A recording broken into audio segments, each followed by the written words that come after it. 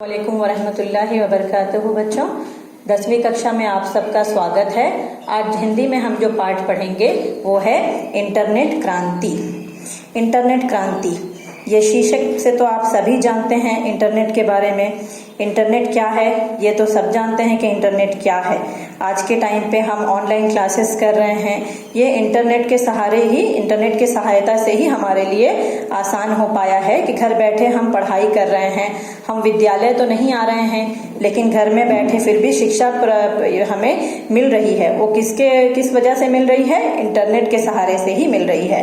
तो इंटरनेट जो है, हम लोग बच्चों, हम सभी इस पाठ के शीर्षक के बारे में अब जान ही चुके हैं। अब जानते हैं कि इंटरनेट को हिंदी में क्या कहते हैं। आपको पता है इंटरनेट को हिंदी में क्या कहते हैं?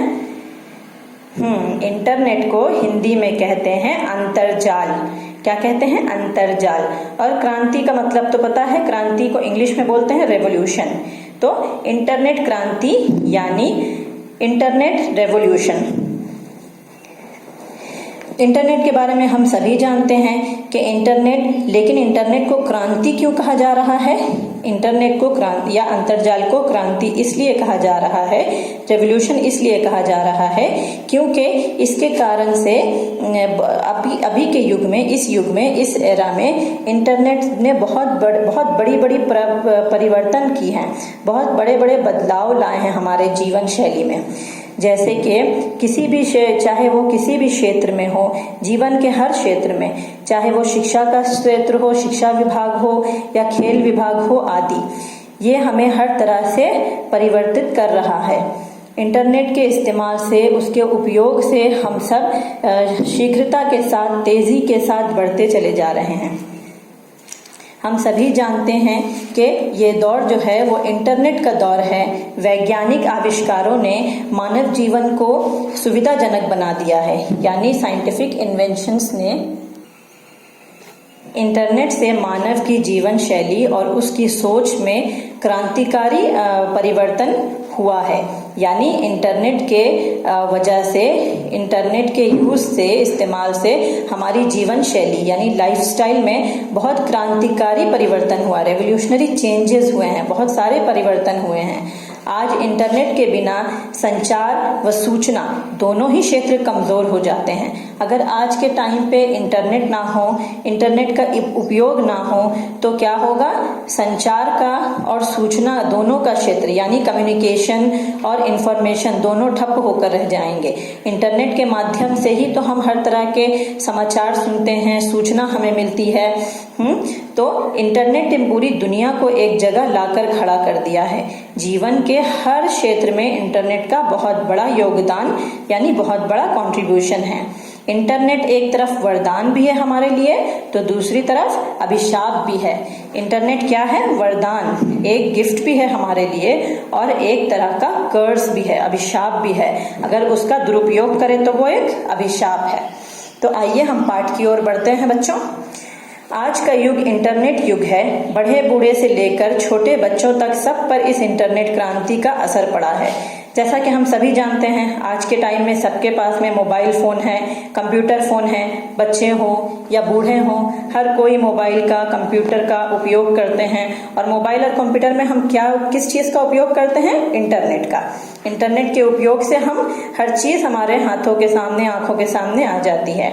एक दिन रोहन, अब ये इस पाठ में आता है कि एक दिन रोहन स्कूल से लौटते ही इंटरनेट के संबंध में अपने दोस्तों से के बातचीत हुई चर्चा के बारे में अपने बापूजी से कहने लगा।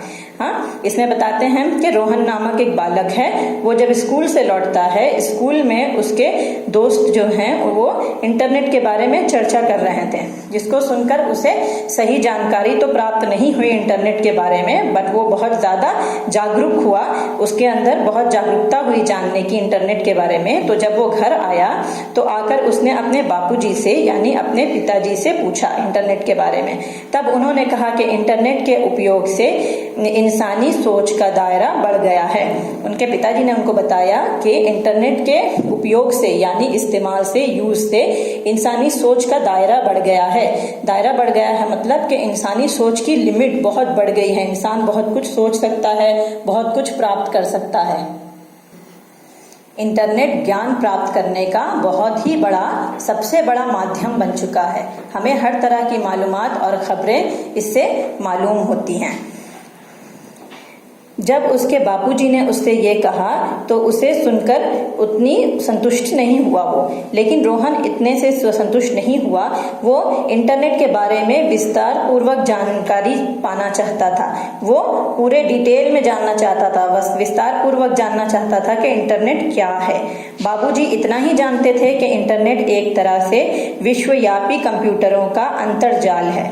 बापूजी जितना जानते थे उन्होंने उसे उतना ही बताया कि इंटरनेट क्या है। एक विश्वरूपी जाल है, मतलब इंटरनेट एक नेटवर्क है या सिस्टम है, एक ऐसा साधन है या एक ऐसी प्रणाली है जो एक ही समय में हजारों लाखों कंप्यूटर से संयोजित होकर यानी कनेक्ट होकर पूरे विश्व की जानकारी हमें प्राप्त करती है। तो ये सुनकर भी बाबूजी इतना ही जानते थे, उन्होंने उसे इतना ही बताया, लेकिन उसके बावजूद भी उसे वो संतुष्ट पूर्वक उत्तर नहीं लगा।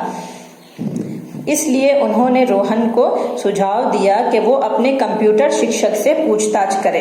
बापूजी ने रोहन से कहा कि अगर वो विस्तार पूर्वक कंप्यूटर के बारे में या इंटरनेट के बारे में जानना चाहता है तो वो अपने कंप्यूटर शिक्षक से, कंप्यूटर टीचर से उसके बारे में इंफॉर्मेशन प्राप्त करे। दूसरे दिन रोहन अपने कंप्यूटर शिक्षक से उसके बारे में क्लास में प्रश्न पूछता है। दूसरे दिन जब रोहन स्कूल जाता है तो जाकर वो अपने कंप्यूटर टीचर से इंटरनेट के बारे में प्रश्न पूछना आरंभ करता है। रोहन, सर इंटरनेट का मतलब क्या है? उससे किस प्रकार की क्रांति हुई है? रोहन ने अपने शिक्षक से पूछा कि सर इंटरनेट का मतलब क्या होता है? अंतर्जाल जो है इंटरनेट, उसका मतलब क्या होता है और उससे किस प्रकार की क्रांति हुई है? उसे क्रांति क्यों कहते हैं? शिक्षक, उनके टीचर ने जवाब दिया, उत्तर दिया, बड़ा अच्छा सवाल है, सुनो। इंटरनेट अनगिनत कंप्यूटरों के कई अंतर्जालों का एक दूसरे से संबंध स्थापित करने का जाल है। आज इंसान के लिए खान पान जितना जरूरी है, इंटरनेट भी उतना ही आवश्यक हो गया है।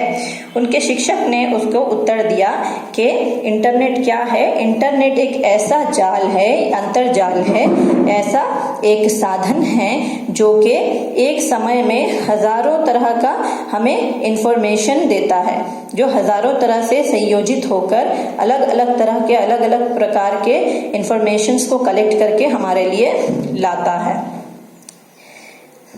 और जिस तरह से खान पान यानी खाना पीना आज के एरा में, आज के दौर में जितना ही जरूरी है, आज के युग में खाना पीना जितना जरूरी है, इंटरनेट भी उतना ही आवश्यक हो गया है।